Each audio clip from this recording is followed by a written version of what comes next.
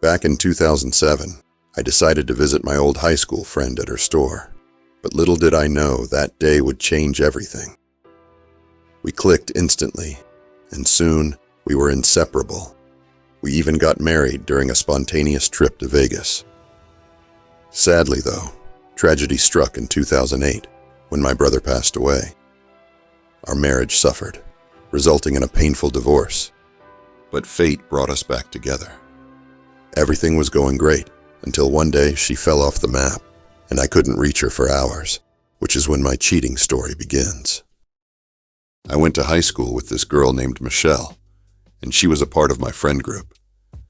She was very pretty and fun to be around, but we didn't really talk much one-on-one, and we drifted apart when I had a daughter with a different girl from our friend group when I was 19. After high school, I didn't see Michelle for a few years until we were 22, back in 2007. And one day, while driving with a friend, I realized that we were close to her small retail store, so suggested that we stop in randomly. It was good to see her, and she looked great. And another employee at the store came up to us. Are you here to ask her out? She just had a breakup a few weeks ago. Yes! Okay, let's go out for drinks tonight. I'll see you then. The truth is, this came up at a bad time because I was broke as could be and spent my last dollars on clothes for the date. I had to borrow some money from a friend for the drinks. We were both 22 at the time and ended up going out to a small dive bar near her apartment. And to be fair, we had a great time. We drank pitchers of beer and had old-fashioned bar pizza, then went back to her apartment and had sex. Twice. I was ecstatic. After that, we were inseparable. She would get home from work at 6 p.m., then take a nap until I got off work at around 1 a.m., and then I'd head over to her apartment and pretty much hang out until the sun came up every single day. We were in love right away and took a trip to Vegas a few months later. And while it was completely unplanned, we ended up getting married. Things went well for a few months, and then there was a tragedy in the family during the summer of 2008. My brother self-deleted. Admittedly, I didn't handle it well, and we'd just moved into a new rental house a couple weeks before. I told Michelle that I needed space, so she moved back into her mom's house for a while. But it turns out that space was the last thing I needed. I was drinking every single day. I was a mess. I told Michelle that I wanted a divorce, and I started sleeping with other women. And while I was hooking up with others, so was she. After a while, one of my hookups became more regular, and I was really attached to her, and if you must know, it was my brother's girlfriend's little sister. I was pretty into her, but knew she was out of my league. Michelle and I hadn't been married for very long and didn't really own anything together, so we were able to rush the divorce and got it over with pretty quickly. I didn't feel bad about the divorce at this point because I was in limerence with this new girl. Gosh, I was stupid. I don't know what I was thinking. After a few months, my relationship with the new girl fizzled out as expected, and I came back to earth. I was beating myself up, and I blamed death and grief in my head. But in actuality, I think that was just an excuse, and I was just an asshole for leaving my wife. Michelle and I started talking again that fall, and before I knew it, we were right back into the swing of things. I'd learned my lesson. This was the woman I wanted to marry, and who I should have been with all along. Once our leases were up, we bought a house together in the fall of 2009, and life was great. We were building our life together and got a dog, and looking back, that's when we were the happiest. We got remarried in the fall of 2013 and had a large ceremony that she deserved. I felt like the luckiest guy in the world. Now, in late 2019, I saw a jar of prenatal vitamins in her purse, and I jokingly said, What? I thought she was taking them for skin care, hair, nails, or whatever. We'd talked about kids, and it was a possibility, but we never landed on a solid answer, and she'd never really expressed a want for children before. It It turns out that she accompanied one of her friends to a fertility clinic because they were trying for a baby, and while there, Michelle took her own tests and found out she was nearly infertile. All of a sudden, she had baby fever and was inconsolable. We had a lot of discussions about trying for a baby naturally or getting IVF if that was the best choice. But in the end, we decided it was for the best that we didn't move forward with children. In the summer of 2020, we moved out of our home into a rental on a lake about 30 minutes outside of town. While we prepared our house to sell and looked for a new one to buy, we had the best summer ever at the lake house. We ended every day with a wet swimsuit, a new sunburn, dinner on the grill, and our bed sheets covered in sand. After the winter set in, her women's health problems became worse, and she was getting periods at random times, almost every other week. She was in pain, and it was recommended that she get a hysterectomy, which is a major operation, but we'd already decided not to have children, so that part was settled. Her mom came over and took the driver's seat on this one, and I got the feeling that I should take a back seat due to it being a woman's issue. In retrospect, I should have done so much more. I should have pushed to be there for her. I was not supportive enough, and I regret it. Directly after her surgery, our dog got sick, and it was a pretty quick descent until he had to be put down. We were both devastated, and neither of us have gotten over it still. That was in February of 2022. So as she was dealing with surgery recovery and the death of our best friend, time went on and she healed. Physically at least, but we were still hurting from the loss of our dog. We ended up getting a cat that she couldn't live without during the summer. Boy, did she love it.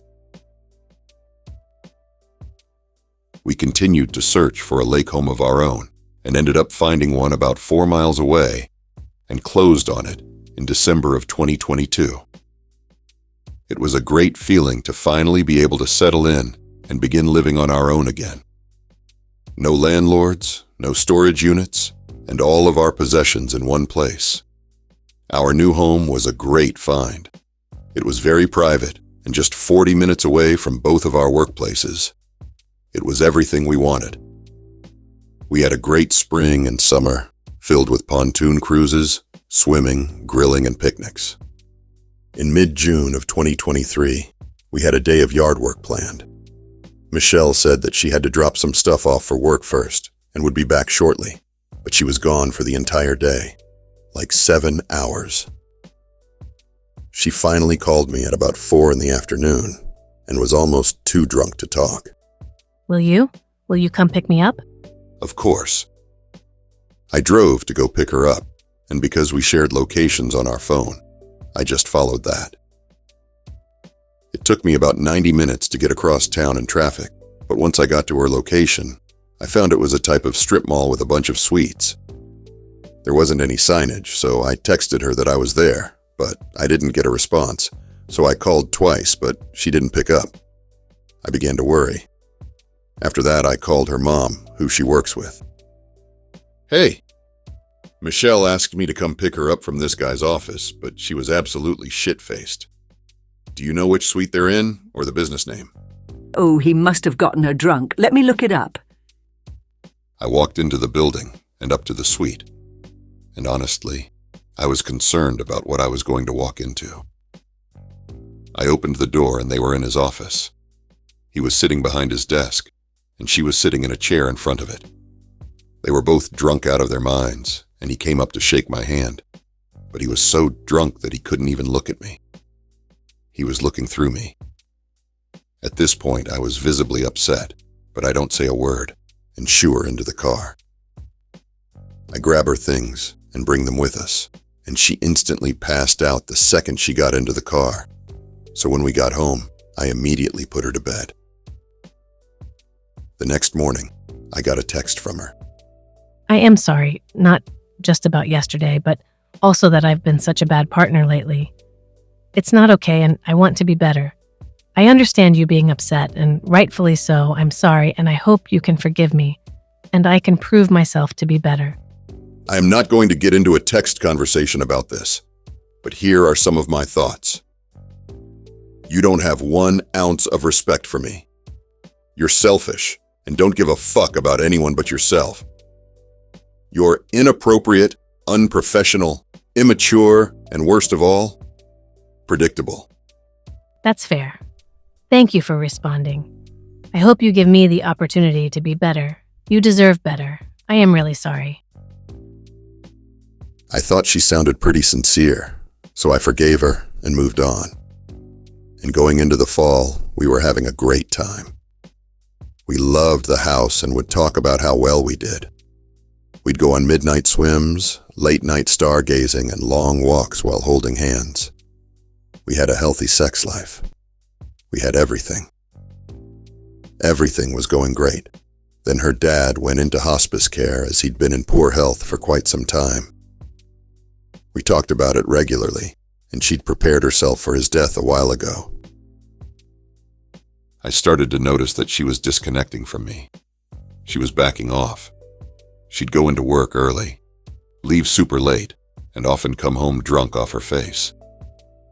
When she got in, she'd be sobbing, telling me that it was about her dad's condition, so I'd try to comfort her. She would then come home sobbing for other reasons connected to her childhood. And again, I'd comfort her as best as I could. But something was off. I could tell. On December 1st, my 19-year-old daughter came into town to visit, and on the same day, my wife's dad died. I felt awful for her and tried everything I could to help her through it. I noticed resentment from Michelle regarding the fact that my daughter had to be there on that weekend of all weekends, and she seemed upset that she had to participate in activities like decorating the tree as she just wanted to go to bed and text. I'd seen a guy's name come up on her phone quite a bit at this point. I mean, they were texting a lot, and from what I could tell, he was married with 1 child. As soon as my daughter went back to her mom's, my wife tested positive for COVID, all while she was still grieving the loss of her father. I felt awful for her because she'd avoided it for 4 years now, so I took care of her, knowing that I'll probably end up getting it too. I'm on an immunosuppressant, so I'm considered high risk, but I love her too much to isolate from her. One night, she takes NyQuil and goes to sleep, and soon after, her phone lights up with this guy's name. I look at it and discover what I've been fearing this whole time, which is that they've been having an affair. They were talking about leggings and pumps, her wearing schoolgirl outfits, and planning hotel nights. It felt like I'd just been hit by a truck. I got physically sick. I couldn't believe that this was actually happening. I didn't know what to do, so I put her phone back, not saying a word. I thought about what my next move would be as I continued to nurse her for the next 5 days. I then decided that I needed to confront her before she left the house again. So once she was better, we sat down and had a chat. I know about you and Ryan, but this doesn't have to be the end of us. Will you please go to marriage counseling with me? You know what about me and Ryan? Yeah, you're having an affair with him. What? Are you spying on me? No, I'm not having an affair. That's just work flirt texts. Nothing's happened, I promise. But also, I want a divorce anyway. I've been thinking about this for a long time and have seen a therapist recently to decide what's best for me since the infertility problems. I want a divorce. Can we at least try the counseling first? Okay, we can give it a go. While she said that she'd stay at the house while going through counseling, the next day she moved in with her mom and refused to go. Even though I wanted more time to work on fixing us, she had no interest in doing so, and all she wanted were her clothes and some bathroom stuff. She said that I could keep the house and the equity. She just wanted to walk away from everything we built. Once she was back with her mom, she stopped sharing her location and didn't respond to me for 4 weeks. During this time, she went out and brought a brand new car on a whim, and while she didn't realize it, she didn't stop sharing her location via her iPad. I could see her going to all sorts of high-end hotels over the weekends, and I put 2 and 2 together. She was seeing a married rich guy who can't bring her home, so what's the next best option? The Four Seasons, of course. I've since driven past her house and seen this guy's truck there overnight, so her mom must be aware of what's going on, meaning that they don't have to go to hotels anymore. After some time, I convinced her to give marriage counseling a try, and she actually turned up saying that she's keeping an open mind about things. The counselor does 15 minutes with her, 15 minutes with me, and then the last 30 minutes with both of us together. During her 15 minutes, she told the counselor that the marriage is fully over, that she just wants a divorce, and needs to get that through to me because I'm not listening to her, as I keep trying to fix our relationship. I was devastated. Last night, she came over to pick up some more of her stuff, and it's the second time I've seen her since she left at the beginning of December, and the first time since our marriage counseling session. She said that she's going to pick up her mail and some pillows from the house because she doesn't like the ones at her mom's place. She walks in and acts like nothing's wrong, that everything is fine, as if we were old friends, with nothing romantic ever happening. She's pretty much talking to me like an old girlfriend, side hugs and all. She starts telling me about all the things she's been up to, and I quickly catch on that she's actually telling me about the dates she's gone on with this guy. She makes out that she's doing these things with her friend, Annette, who's also cheating on her husband. She told me about her top-floor hotel penthouse suites, weekend getaways, sporting events, and high-end restaurants, but I think to myself, does she think I'm dumb? Who would believe this? It was almost like she wanted to brag about her new boyfriend, so much so that she almost mentioned him by name, but it's plain as day. She's in love. A gigantic wave of depression washed over me as I suddenly realized that she's really gone and not coming back.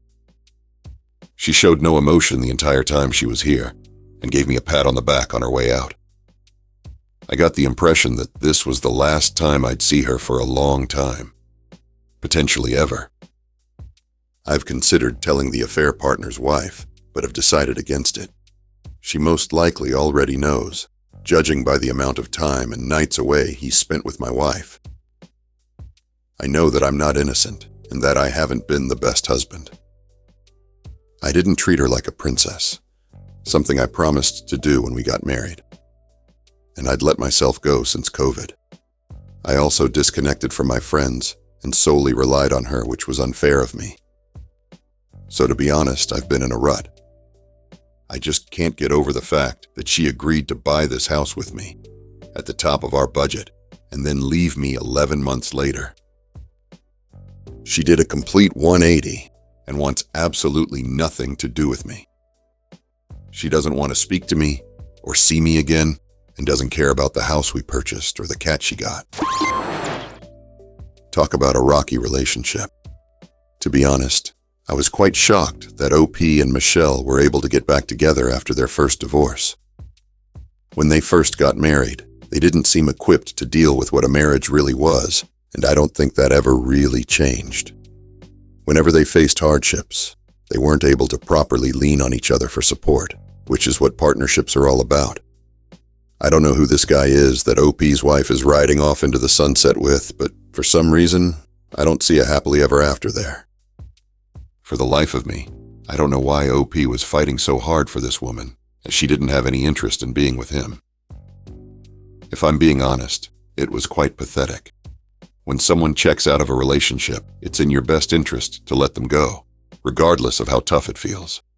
It almost seemed like OP was desperate to trap his wife, not caring at all about what she wants, which makes me wonder if this sort of thing manifested in other ways throughout their relationship.